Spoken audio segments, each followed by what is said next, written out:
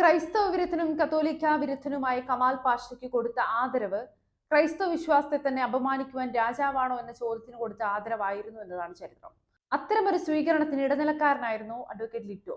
Zero Malabar സഭയുടെ തലവനും പിതാവുമായിരുന്ന Mar George Alencherry പിതാവിനെയും കേരള റീജിയണിലെ ലത്തീൻ സഭ മെത്രാന്മാരുടെയും പേരിൽ വ്യാജരേഖ നിർമ്മിച്ച കേസിലെ കുറ്റപത്രത്തിൽ അഡ്വക്കേറ്റ് ലിറ്റോയെ പറ്റി പരാമർശിക്കുന്നുണ്ട്. യഥാർത്ഥത്തിൽ കേസിലെ ഒന്നാം പ്രതി ആവേണ്ട ആൾ അഡ്വക്കേറ്റ് ലിറ്റോയാണ്.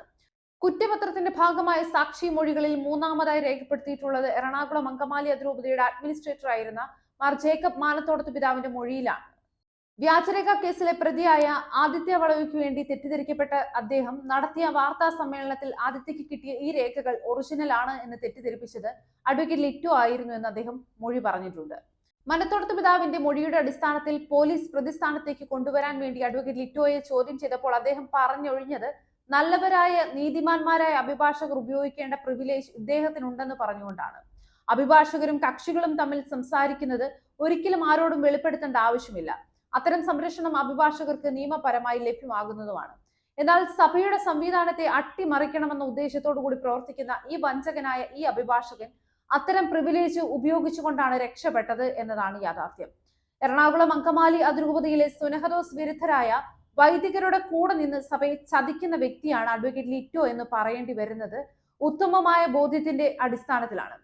എറണാകുളം അങ്കമാലി അതിരൂപതയുടെ അഭിഭാഷകൻ എന്ന നിലയ്ക്ക് അതിരൂപതയിൽ നിന്നും അദ്ദേഹം ചെയ്യുന്നത് പോലെ, അദ്ദേഹം പറയുന്നത് പോലെ അഭിഭാഷക പ്രിവിലേജ് ഉപയോഗിച്ചുകൊണ്ട് അതിരൂപതയുടെ കേസുകൾ നടത്തുന്നതിന് മുതിർന്ന അഭിഭാഷകരെ വെച്ചുകൊണ്ട് കമ്മീഷൻ പറ്റുന്നതെല്ലാ പണിയാണ് അഡ്വക്കേറ്റ് ലിറ്റോ എറണാകുളം അങ്കമാലി അതിരൂപതയ്ക്ക് ചെയ്യുന്നതെന്നുള്ള തിരിച്ചറിവ് അവിടുത്തെ വിശ്വാസികൾക്ക് ഉണ്ടാകണമെന്ന് അഭ്യർത്ഥിക്കുകയാണ്.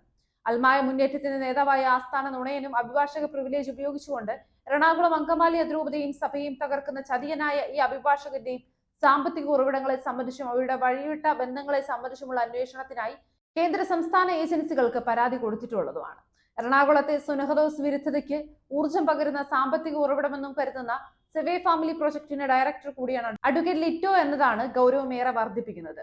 അഭിഭാഷകനായി അട്ടിമറിക്ക് കൂട്ടുനിന്ന അഡ്വക്കേറ്റ് ലിറ്റോ എറണാകുളം അങ്കമാലി അതിരൂപതയുടെ അഭിഭാഷകൻ എന്ന നിലയ്ക്ക് നിന്നുകൊണ്ട് ആഗോള കത്തോലിക്ക സഭാ കൂട്ടായ്മയിലെ മൂന്നാമത്തെ വലിയ സഭയായ സീറോ മലബാർ സഭയെയും കേരളത്തിലെ കത്തോലിക്ക സഭാ നേതൃത്വത്തെയും അട്ടിമറിക്കുവാൻ കൂട്ടുനിന്നുവെന്നത് ഗൗരവമായി നാം കാണേണ്ടതാണ്. ഈശോ രാജാവാണോ എന്ന ചോദ്യം ചോദിച്ചുകൊണ്ട് ഈശോയെ കളിയാക്കുവാൻ യഹൂദ പ്രമാണികൾ ഗൂഢാലോചന നടത്തിയിരുന്നത് തുടർന്ന് അന്നത്തെ ന്യായാധിപ സംഘത്തെ ഉപയോഗിച്ച് അപമാനിച്ചതുപോലെ സീറോ മലബാർ സഭയുടെ തലവനും പിതാവുമായിരുന്ന മാർ ജോർജ് ആലഞ്ചേരി പിതാവിനെ അപമാനിക്കുവാൻ ഗൂഢാലോചന നടത്തിയ എറണാകുളം അങ്കമാലി അതിരൂപതയിലെ സഭാവിരുദ്ധ പുരോഹിതരുടെയും കൂട്ടാളികളുടെയും ഇടയിലെ മുഖ്യ കണ്ണിയായിരുന്നു അഡ്വക്കേറ്റ് ലിറ്റോ. ഈശോയെ ക്രൂശിക്കുവാനും അന്ന് ആ നാട്ടിലെ കൊടും കുറ്റവാളിയായിരുന്ന ബറാബാസിനെ മോചിപ്പിച്ചെടുക്കാനും ഗൂഢാലോചന നടത്തിയതിന് സമാനമായി സഭയുടെ തലവനെ അട്ടിമറിക്കുവാൻ വ്യാജരേഖ നിർമ്മിച്ച പ്രതിയെ മോചിപ്പിക്കുവാൻ പൊതുബോധം സൃഷ്ടിച്ചെടുക്കുവാൻ സഭയിലെ തന്നെ സീനിയർ മെത്രാനെ തെറ്റിദ്ധരിപ്പിച്ച അഭിഭാഷക പ്രിവിലേജ് ഉപയോഗിച്ചത് വഴി ഈശോയെ ഒറ്റുകൊടുക്കുവാൻ 30 വെള്ളിക്കാശ് വാങ്ങിയ യുദാസിനേക്കാൾ നികൃഷ്ടനാണ് അഡ്വക്കേറ്റ് ലിറ്റോ എന്ന് പറയേണ്ടി വരുന്നത് വളരെ ഖേദത്തോടു കൂടിയാണ്. നീതിമാനെ കുരിശിലേറ്റി പെരുങ്കള്ളനെ മോചിപ്പിച്ചെടുത്ത രീതിശാസ്ത്രം അക്കാലത്ത് തന്നെ പരാജയപ്പെട്ട് 3-ാം ദിവസം സത്യം ഉയർത്തെഴുന്നേറ്റുവെന്ന് ന്യായാധിപന്മാരും പൗരോഹിത്യ മേധാവിത്വം അവരുടെ പണിയാളുകളും ഓർത്തിരിക്കുന്നത് നന്നായിരിക്കും. ഫേസ്ബുക്കിൽ കണ്ടൊരു കുറിപ്പാണ് പങ്കുവയ്ക്കാൻ പോകുന്നത്. എറണാകുളം അങ്കമാലി അതിരൂപതയുടെ ആർച്ച് ബിഷപ്പും സീറോ മലബാർ സഭയുടെ തലവനും പിതാവുമായിരുന്ന മാർ ജോർജ് ആലഞ്ചേരി പിതാവിനെയും സഭയെയും അട്ടിമറിക്കാൻ എറണാകുളം അങ്കമാലി അതിരൂപതയിലെ സഭാവിരുദ്ധരായ വൈദികരും അൽമായരും ചേർന്ന് നടത്തിയ സമാനതകളില്ലാത്ത സഭാവിരുദ്ധതയ്ക്ക് നിയമസംരക്ഷണം ഒരുക്കുകയും അത് ഔദ്യോഗികമാക്കുകയും ചെയ്തതിൽ ഒരു അഭിഭാഷകന്റെ കുരുട്ടുബുദ്ധി കൃത്യമായി ഉണ്ടായിരുന്നു എന്നതാണ് യാഥാർത്ഥ്യം.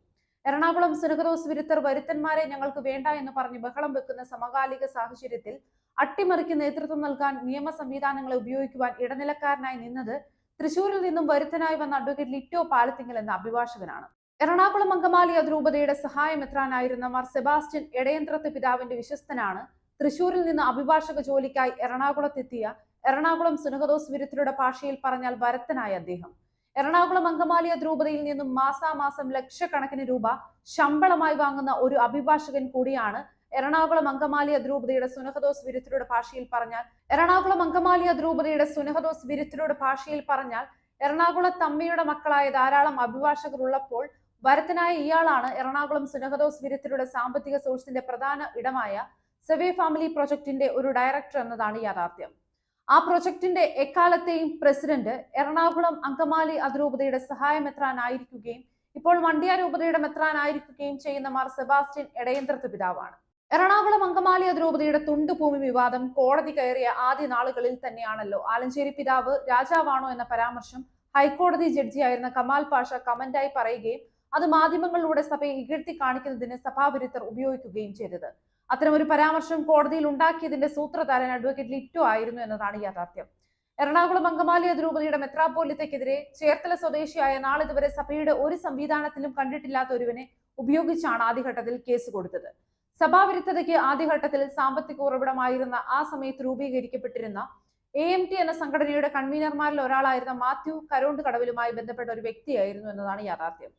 അദ്ദേഹം കൊടുത്ത കേസിൽ അതിരൂപത തന്നെയായിരുന്നു ആലഞ്ചേരി പിതാവിന് വേണ്ടി കേസ് നടത്തിയത്.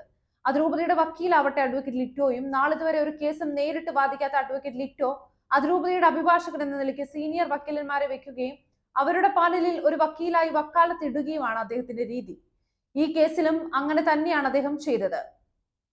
സഭയുടെ തലവൻ എന്ന നിലയ്ക്ക് കാനൂനിക സമിതികളുമായി ആലോചിച്ചാലും ഇല്ലെങ്കിലും രൂപതയുടെ അധ്യക്ഷൻ എന്ന നിലയ്ക്കുള്ള എല്ലാ അധികാരവും ഉപയോഗിക്കുവാനുള്ള അവകാശം രൂപതയുടെ മെത്രാനുള്ളതാണ്.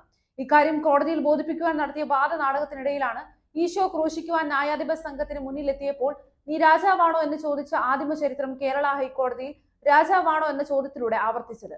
രാജാവാണോ എന്ന ചോദ്യം ചോദിച്ചുകൊണ്ട് സഭാ തലവനെ അപമാനിച്ച കമാൽ പാഷയ്ക്ക് അങ്കമാലിയിൽ സ്വീകരണം ഒരുക്കിയത് വൈദിക സമിതി സെക്രട്ടറി ഫാദർ കുര്യാക്കോസ് മുണ്ടാടന്റെ നേതൃത്വത്തിലും. പുനലൂർ സ്വദേശിയാണ് റിട്ടയർഡ് ജസ്റ്റിസ് കമാൽ പാഷ.